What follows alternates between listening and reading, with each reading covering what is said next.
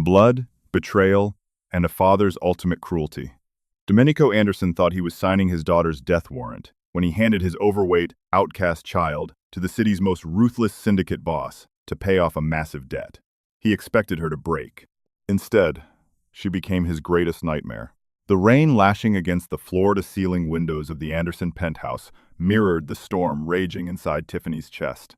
For 22 years, Tiffany Anderson had existed as a ghost in her own home, a heavy-set shadow standing behind the blinding brilliance of her older sister, Natalia. While Natalia possessed the razor-sharp cheekbones and slender, statuesque figure that their father prized, Tiffany had always been softer, fuller, and, in their father's cruel vernacular, an embarrassment to the family name. Domenico Anderson was a man who traded on appearances. As a prominent Chicago real estate mogul with deep, rotting roots in the city's criminal underworld, he demanded perfection. He wore bespoke Italian suits, drove imported cars, and expected his daughters to be flawless bargaining chips for future alliances. Tiffany, who turned to food for comfort to survive the emotional frostbite of her childhood, never fit the mold. Her father made sure she knew it, placing her at the edges of family portraits, hiding her away during important galas, and referring to her with sneering disdain. But tonight, the shadows were no longer safe. Domenico had made a fatal miscalculation. In a bout of staggering arrogance, he had skimmed nearly $20 million from the construction fronts owned by the Moretti crime syndicate. It was a death sentence. The Moretti family did not forgive, and they certainly did not forget. Vincenzo Moretti, the newly ascended boss, was a man whose reputation was whispered in terror. They called him a calculating machine, a predator who dismantled his enemies not with explosive rage, but with cold, surgical precision. When Vincenzo discovered the missing funds, he hadn't sent assassins. He had sent an ultimatum, $20 million by midnight, or the Anderson Empire, and everyone bearing the Anderson name would be reduced to ash. Domenico didn't have the cash. Panicked and cornered, he had offered the only thing of value he had left, 50% of his legitimate holdings and a marriage alliance to bind the families, ensuring his future loyalty. Vincenzo, ever the pragmatist, had agreed to the merger. He demanded an Anderson bride to finalize the contract. Tiffany stood in the hallway, her heart hammering against her ribs as she listened to the voices bleeding from her father's study. "You can't send Natalia." Her mother, a frail woman worn down by years of Domenico's tyranny, wept softly. "She's engaged to the senator's son. Her future is secured. Vincenzo Moretti is a monster, Domenico. He will destroy her." "I am not sending Natalia," Domenico's voice snapped, sharp as a whip. "I am not throwing my prized diamond to a street dog, no matter how much power he holds." "Then who?" A suffocating silence stretched through the penthouse. Outside the door, Tiffany felt the blood drain from her face. She stepped back, her mind violently rejecting the horrifying realization. "We have another daughter," Domenico said, his tone devoid of any paternal warmth. "Tiffany." "Tiffany?" Her mother sounded bewildered, almost offended. "But she is. Domenico, look at her. Vincenzo expects a trophy. He will see it as a profound insult." "Let him," Domenico scoffed, the malice dripping from his words. "He gets his alliance. He gets the blood tie, and the contract is fulfilled. What he does with the fat pig once she is in his house is his business. Maybe he'll starve the weight off her. Maybe he'll lock her in a cellar. I don't care. It punishes her for being a lifelong burden to me, and it serves as a subtle middle finger to Moretti. I keep my empire, I keep Natalia, and I rid myself of a useless eater. It is done." Tiffany pressed her hand over her mouth to stifle a sob. The betrayal was absolute. It wasn't enough that her father had stripped her of all self-worth. Now, he was actively discarding her into the hands of a lethal mafia boss, hoping she would suffer. She was to be the sacrificial lamb, thrown to the wolves out of spite and convenience. Within the hour, Vincenzo's men arrived. Tiffany had barely been given time to pack a single suitcase. She stood in the grand foyer, wearing a modest, dark navy dress that she hoped hid her curves. She felt physically sick, her hands trembling so violently she had to clench them into fists. Natalia stood on the sweeping staircase, her perfect lips curved into a sympathetic pout that didn't quite reach her cold, relieved eyes. Domenico walked up to Tiffany. There was no hug, no word of comfort. He looked her up and down with utter disgust. "Do not embarrass me further, Tiffany," he hissed under his breath. "Keep your mouth shut, do whatever the hell he tells you to do, and remember that you are only breathing right now because I found a use for you." The heavy oak doors opened. Two men in dark suits stepped inside. The lead man, an underboss named Matteo Bianchi, had a scar slashing across his left eyebrow, and eyes like flat black stones. He looked at Domenico, then his gaze slid to Tiffany. For a fleeting second, confusion flickered across Matteo's face. The underworld knew of the beautiful Natalia Anderson. Very few even knew Tiffany existed. Matteo quickly masked his surprise, his expression returning to stone. "Is this the bride?" he asked, his voice a low rumble. "She is," Domenico said, puffing out his chest. "Tiffany Anderson. The contract is sealed." Matteo nodded slowly, signaling to the other man to take Tiffany's solitary, scuffed suitcase. "Mr. Moretti is waiting. Let's go." As Tiffany walked out into the pouring rain, she didn't look back. The doors of her childhood home slammed shut behind her, sealing her fate. She climbed into the back of the armored SUV, the leather seats cold against her shivering frame. As the vehicle pulled away, plunging into the dark, rain-slick streets of Chicago, Tiffany closed her eyes. She was utterly alone, en route to a monster's lair, armed with nothing but the devastating knowledge that her family had thrown her away like garbage. The drive to Lake Forest took less than an hour, but to Tiffany, it felt like a slow march to the gallows. She stared out the tinted windows, watching the city lights blur into the sprawling, forested estates of the ultra-rich. Her mind raced with terrifying scenarios. What would Vincenzo Moretti do when he realized he had been played? Would he kill her instantly? Would he beat her? The stories about him were legendary, a man who had allegedly taken down a rival cartel boss with his bare hands. The SUV turned onto a long, winding driveway, flanked by towering iron gates and heavily armed guards. It finally came to a halt in front of a sprawling, Gothic-style stone mansion that looked more like a fortress than a home. Matteo opened her door. Inside, he instructed gruffly, though his hand hovered near her elbow, ensuring she didn't slip on the wet pavement. It was a tiny, insignificant gesture, but it was more care than her father had shown her all evening. Tiffany was led through massive double doors into a breathtaking foyer decorated in dark woods, marble, and deep crimson accents. The house was silent, save for the ticking of a grandfather clock. "Wait here in the study," Matteo said, opening a heavy mahogany door. "The boss will be with you shortly." Tiffany stepped into the dimly lit room. It smelled of old paper, leather, and faint cigar smoke. Entire walls were lined with books, and a massive mahogany desk dominated the center. She stood rigidly by the fireplace, her wet hair clinging to her cheeks, her heart pounding a frantic rhythm. She refused to sit. If she was going to face a monster, she would do it on her feet. 10 minutes passed. Then, the heavy door clicked open. Tiffany braced herself, squeezing her eyes shut for a fraction of a second. When she opened them, she found herself staring at Vincenzo Moretti. He was not the hulking, scarred brute she had pictured. Vincenzo was tall, terribly lean, and moved with the silent, lethal grace of a predator. He was strikingly handsome, in a severe, sharp-angled way, with dark hair swept back and eyes the color of winter ice. He wore a crisp white shirt, the sleeves rolled up to reveal forearms corded with muscle and intricate, dark tattoos. He stopped a few feet away from her, his piercing blue eyes sweeping over her. The silence stretched, thick and suffocating. Tiffany felt the familiar, crushing weight of shame wash over her. She knew what he saw. He saw the extra weight, the rounded cheeks, the plainness. She waited for the explosion, the rage, the insult. Instead, Vincenzo walked over to a crystal decanter on a side table and poured 2 glasses of amber liquid. "Your father," Vincenzo began, his voice surprisingly smooth, a rich baritone that commanded the room effortlessly, "is a very foolish man." Tiffany swallowed hard, unable to find her voice. Vincenzo turned, holding a glass out to her. When she didn't move, he stepped closer, gently pressing the cool crystal into her trembling hands. "Drink," You look like you're about to pass out on my Persian rug. Tiffany took a desperate sip. The bourbon burned down her throat, grounding her. Vincenzo leaned against his desk, swirling his own drink. He didn't look angry. He looked intensely curious.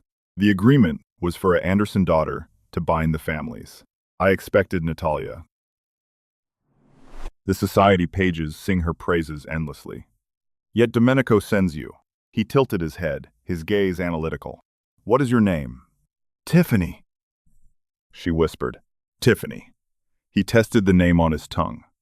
He sent you as an insult, didn't he? He thought, I will give the savage mobster my flawed daughter to keep my precious one safe. He intended to humiliate me. Tiffany looked down at her shoes, hot tears pricking her eyes. Hearing the harsh truth spoken aloud stripped away her last defenses. Yes, she admitted, her voice cracking. I am sorry. I know I am not what you wanted. I know I am. I know what I am. If you are going to kill me, just get it over with. Vincenzo's eyes narrowed slightly. He set his glass down with a quiet clink. He walked toward her, his movements slow, deliberate. Tiffany flinched, expecting a strike, but he only stopped inches away, invading her personal space. He reached out, his warm, rough fingers gently tilting her chin up, so she was forced to look into his icy eyes. Do not insult my intelligence, Tiffany, and do not apologize for your father's sins, Vincenzo said quietly. Your father is a vain, superficial idiot. He values shiny things with no substance. I am a businessman. I value loyalty, brains, and resilience. A pretty face fades. A sharp mind does not. Tiffany stared at him, stunned. You aren't furious? Oh, I am furious, Vincenzo murmured, his thumb briefly brushing the tear track on her cheek before he stepped back. But not at you. Your father tried to play a game of chess, but he doesn't realize the board is already flipped. He thinks he discarded you. Tell me, Tiffany, what did you do in your father's house? While Natalia was attending galas, what were you doing? Tiffany blinked, thrown off by the interrogation. I stayed in my room, mostly. I read. What did you read? He pressed.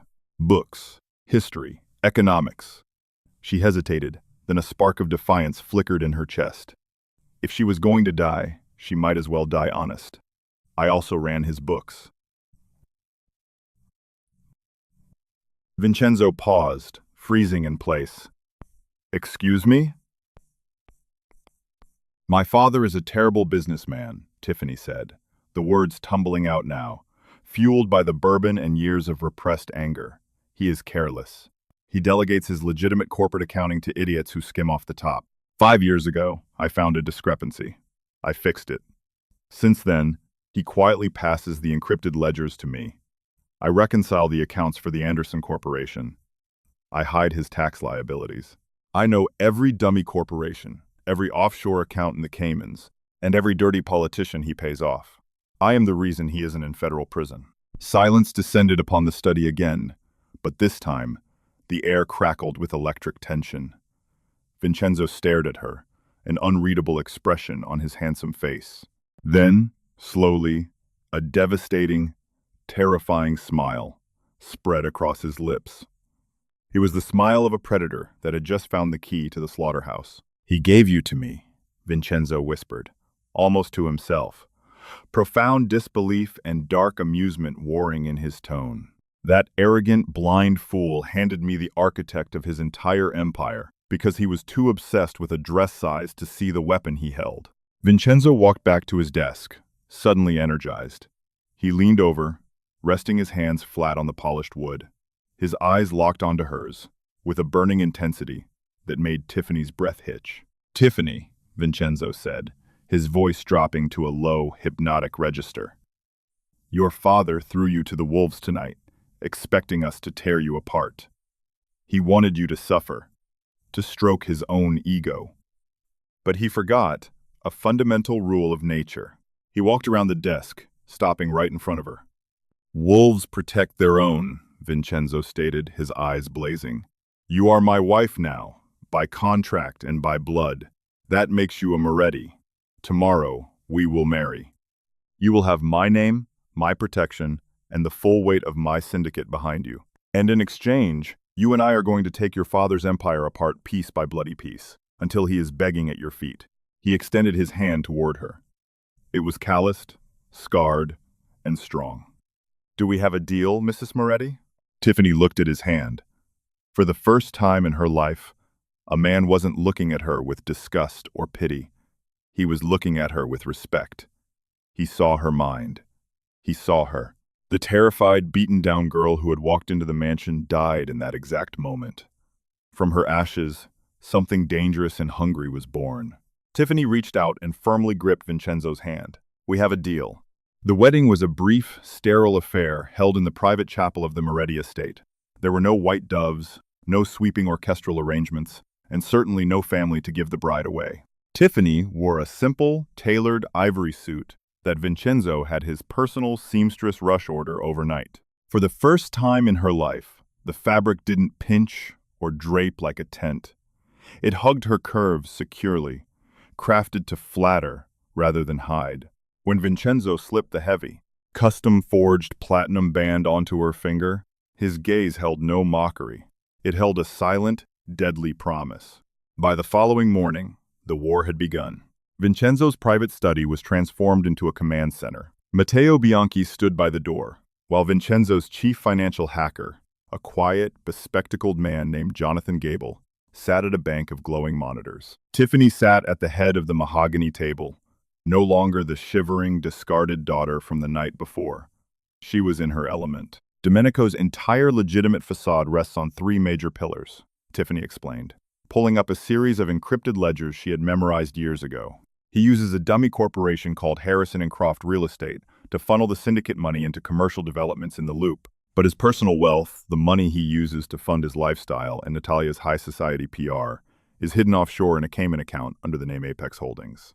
Vincenzo leaned over her chair, his chest brushing her shoulder. The proximity sent a jolt of electricity down her spine, but she didn't flinch. "And how do we break the pillars, Mrs. Moretti?"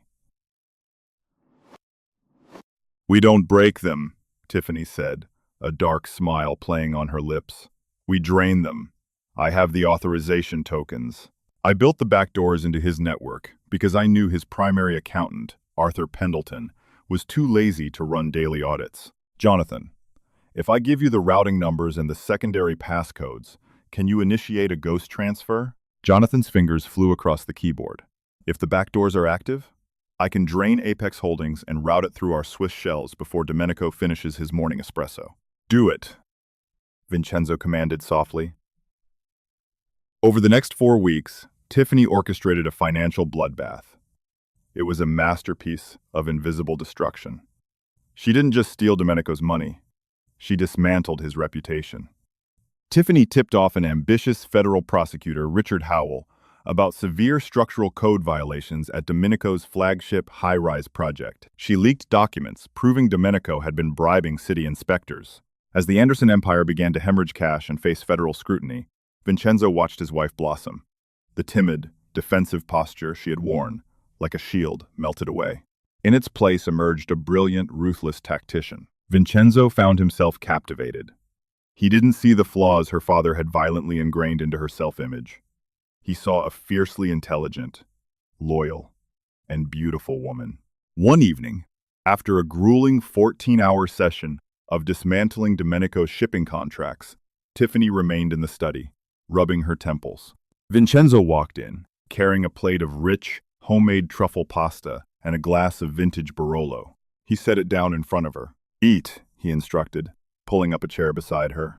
Tiffany looked at the food, a deeply ingrained anxiety flaring up. "Vincenzo, I shouldn't."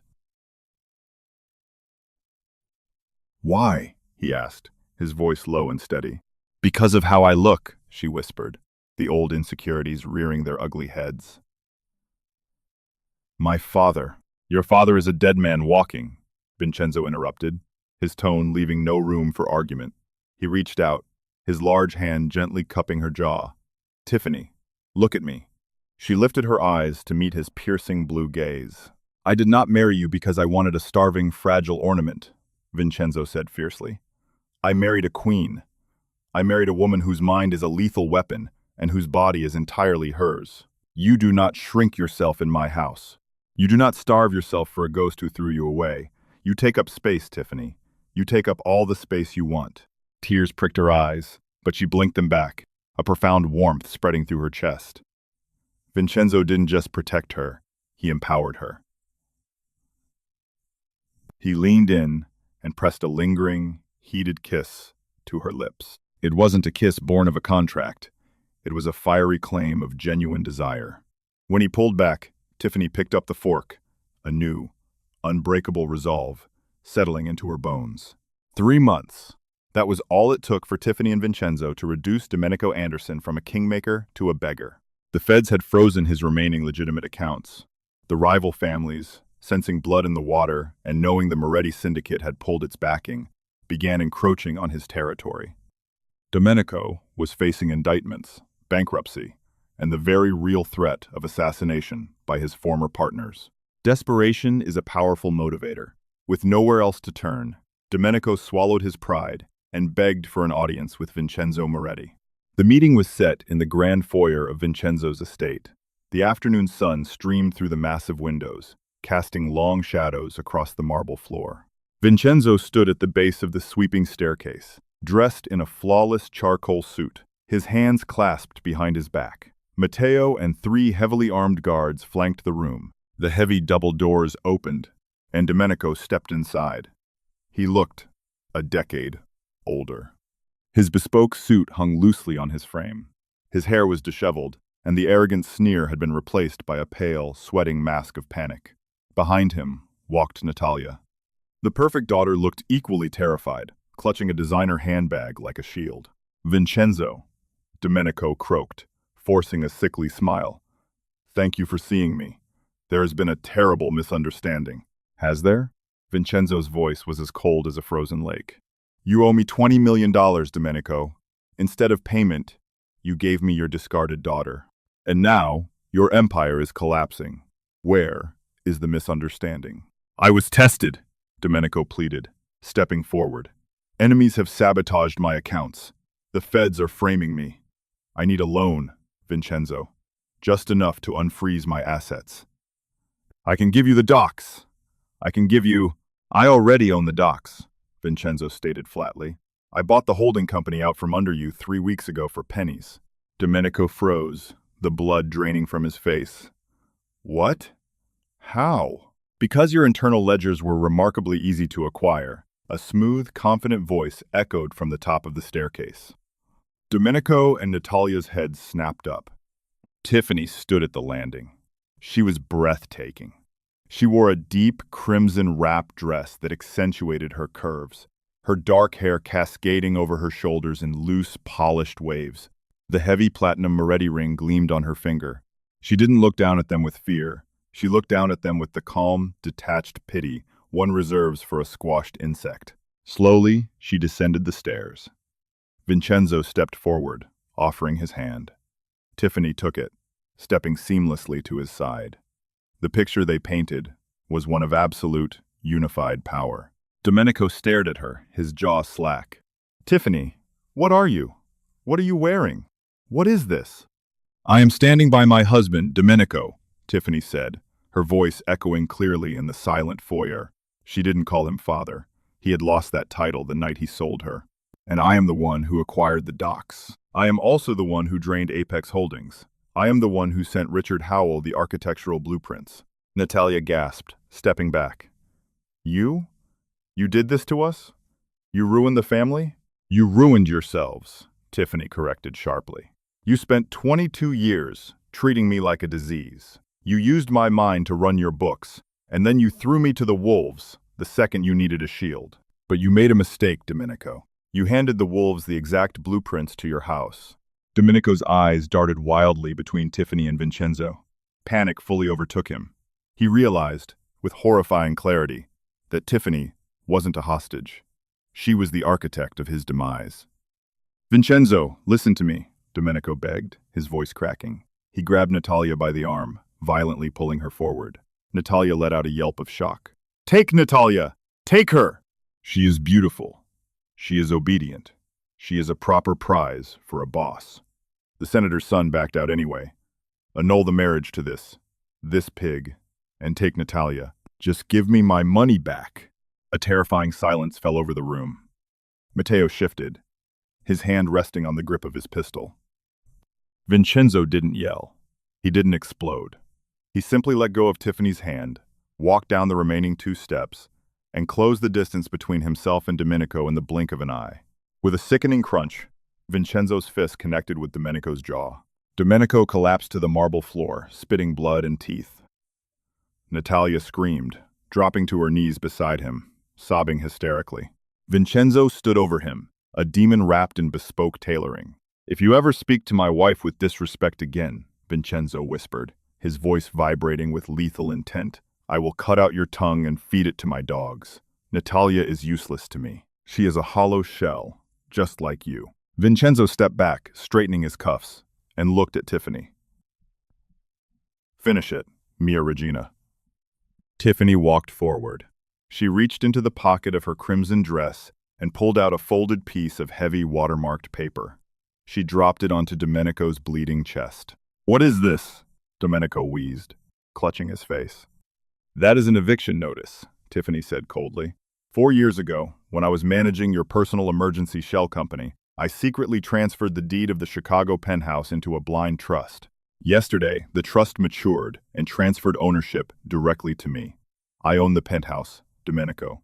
You have until midnight to pack whatever you can carry. After that, Matteo and his men will throw you onto the street." Domenico stared at the paper in absolute horror. He had nothing. No money, no power, no home. He had been completely dismantled by the daughter he deemed unworthy of love. "Tiffany, please!" Natalia wept, looking up with ruined makeup. "Where will we go?" "I hear the streets are very humbling this time of year," Tiffany replied, her face a mask of stone. She turned her back on them, linking her arm through Vincenzo's. "Matteo, escort the trash out of my home." "With pleasure, boss," Matteo smirked, hauling Domenico up by his collar. As the heavy double doors slammed shut behind the weeping, broken remnants of her former family, Tiffany let out a long, shuddering breath. The heavy weight she had carried for 22 years finally vanished. Vincenzo wrapped his arms around her waist from behind, pressing a kiss to her temple. "How do you feel, Mrs. Moretti?" Tiffany leaned back against his solid chest, a genuine, radiant smile breaking across her face. She was no longer a shadow, no longer a pawn. She was a queen of the underworld, standing beside a king who worshipped the very ground she walked on. "I feel," Tiffany whispered, looking out at the sprawling, sunlit estate that was now hers, "like I am, exactly where I belong." Did Tiffany's sweet, calculated revenge give you chills? Never underestimate the quiet ones, especially when they are handed the keys to the kingdom.